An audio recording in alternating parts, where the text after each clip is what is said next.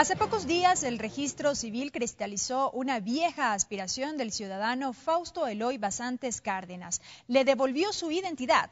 La historia de Basantes se remonta a los años 80, cuando tuvo que adoptar al menos 3 identidades diferentes para proteger su integridad ante la arremetida del Estado contra el grupo subversivo Alfaro Vive Carajo, al que pertenecían sus padres. La solución de su caso ha sido posible gracias a la aplicación de la Ley para la Reparación de Víctimas, vigente desde el año 2013.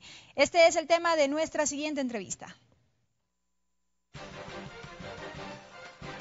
Juan Pablo Álava, magíster en Derecho Procesal, asesor en la elaboración del Reglamento Disciplinario de los Abogados en 2012, asesor en la elaboración del Proyecto de Ley de Registro Civil en 2014, director nacional de Asesoría Jurídica del Registro Civil.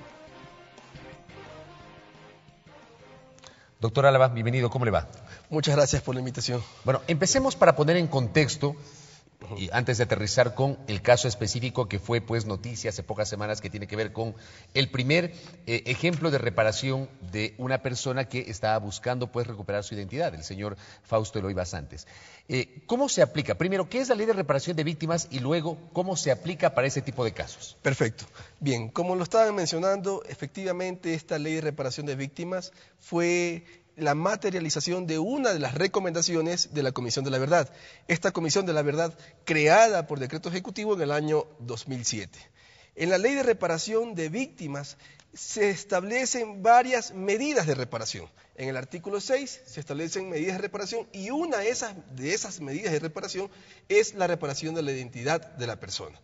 Evidentemente, esta reparación de identidad le corresponde, en este caso, al Registro Civil, a la Dirección General de Registro Civil, como ente encargado y el competente para dirimir problemas relacionados con la identidad de las personas. ¿Pero qué significa la reparación como tal? ¿Qué es la reparación? En sí, la reparación como tal significa restituirle o reconocer el derecho de una persona a saber su verdadera identidad, a saber quiénes son sus verdaderos padres, a saber quién es su verdadera madre.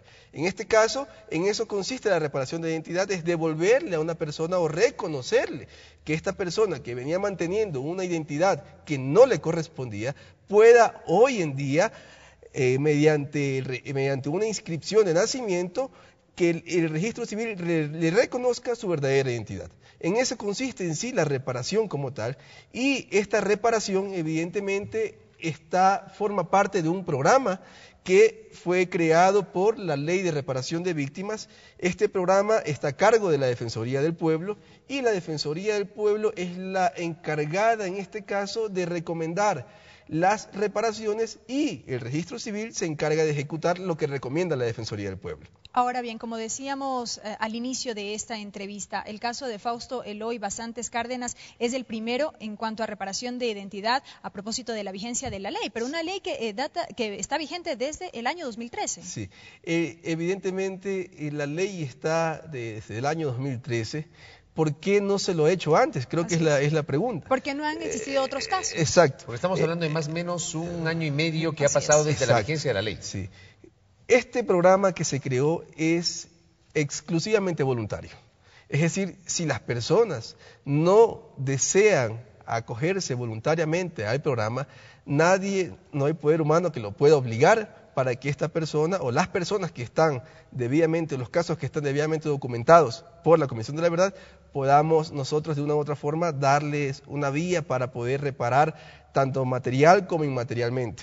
Recuerden que la Ley de Reparación de Víctimas establece la reparación tanto material como inmaterial, y dentro de la reparación inmaterial está la restitución de los apellidos paterno y materno de la persona que fue víctima de graves lesiones a sus derechos humanos. Pero si bien es voluntario, ¿qué factores de pronto habrían incidido para que todavía no se presenten otros casos? ¿De pronto una falta de difusión respecto del contenido de la ley? Sí, podría ser una de las causas que motivaron o que ocasionan que las personas no se hayan acogido al programa con anterioridad. El desconocimiento. El desconocimiento, sí. Otra puede ser también, creo que el miedo, el temor de que esa persona que ya ha mantenido toda su vida con unos datos en su inscripción de nacimiento y luego, yo qué sé, habré pasado 20 años, 25 años, y luego quiera cambiar esos datos que estaban casi para empezar desde cero. Exacto. ¿Como ya para qué? Exacto. Entonces hay personas que dicen, bueno, yo mejor me quedo como estoy, pero aquí tomó la decisión Fausto Eloy Basantes Cárdenas de acogerse al programa y creo que ha tenido resultados positivos y lo que se hizo en el registro civil surtió efectos tanto en entidades públicas y privadas, que hoy por hoy él ya me imagino que ha podido arreglar toda su situación jurídica para que no tenga problemas en el tema de las cuentas bancarias, en el tema del IES y así en infinidades de temas donde ha comparecido con una identidad determinada, ¿no? Ahora, el caso de Fausto Eloy Basantes Cárdenas, ¿cómo fue? Decíamos pues en la presentación de este diálogo que su caso en particular y la situación cuando niño, la situación que enfrentaban sus padres, le obligó a cambiar su identidad y lo hizo durante 3 ocasiones. ¿Qué pasó? Es decir, ¿cuál fue el entorno que obligó a Fausto Eloy Basantes Cárdenas a cambiar su identidad y ahora recuperar su identidad? En esa época los padres de Fausto Eloy, para protegerlo a él y que no sea víctima también de esa persecución política que tuvo por parte del gobierno de turno de ese entonces, lo que optaron los padres de Fausto Eloy fue por darle una identidad que realmente, que no los vincule, que no exista una relación filial con Fausto Eloy, el papá, y Rosa Mireya Cárdenas.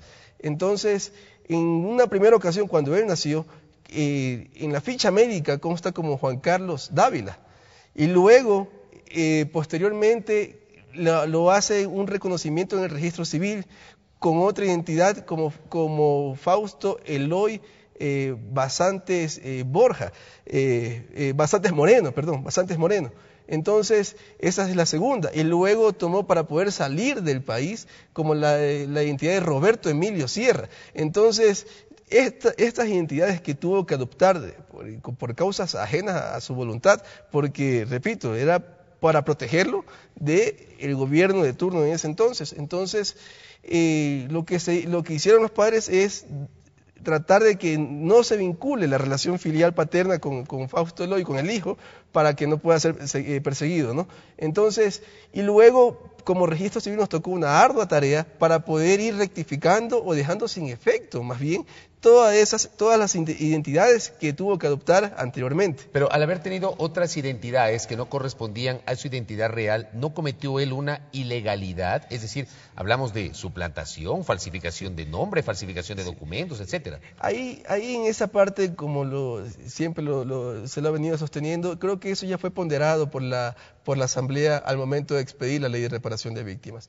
Cuando la Asamblea dispone que el registro civil restituya los apellidos paterno y materno de una persona, ya está ponderando los derechos, en este caso, de Fausto Eloy o de las personas víctimas de graves lesiones a sus derechos humanos.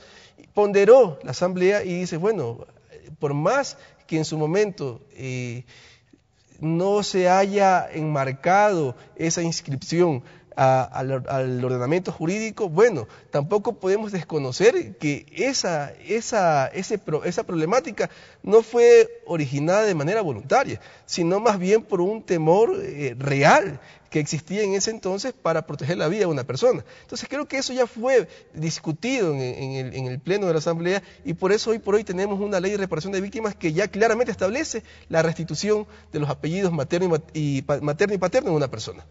Siendo que este caso sin duda ha sentado un precedente histórico, como muchos ya lo han denominado, de aquí en más la tarea del registro civil, dar a conocer un poco más de información sobre este programa que se lleva adelante. Así es, y esa es la idea y aprovecho este medio para invitar a las demás personas que se encuentran en igual situación que la de Fausto Eloy para que se acerquen y se acojan al programa de reparación de víctimas que está a cargo de la Defensoría del Pueblo. Y de esta forma también la Dirección General de Registro Civil creó un equipo técnico para asesorar tanto a la Defensoría del Pueblo como a las personas que el día de mañana quieran acogerse al programa y quieran reparar o que le restituyan sus apellidos, tanto paterno como materno. En este momento hay otras personas que están siendo, digamos, parte de este programa, que están siendo revisadas, investigadas, que han solicitado la reparación de su identidad. Los casos, como lo dije desde un inicio, ya están documentados. De esos casos hay que establecer qué personas sufrieron lesiones al derecho de identidad. ¿Cuántos casos están documentados? ¿Usted tiene claro eso? Alrededor de 450 casos documentados. Correcto. Entonces, pero de esos hay que determinar qué podemos como registro civil reparar y qué no podemos. Entonces, es una tarea que nos corresponde hacer en conjunto con la Defensoría del Pueblo y también con las personas que están involucradas en los casos para que también nos puedan comentar su historia y ver cómo podemos dejar sin efecto los registros que anteriormente se mantenían en la Dirección General de Registro Civil. Gracias, doctor, por haber estado con nosotros, por acompañarnos. Muchas gracias. Amigos, el doctor Juan Pablo Álava, director nacional de asesoría jurídica del Registro Civil, quien ha estado en este espacio informativo. Es tiempo de una nueva pausa, enseguida más información, no se vayan.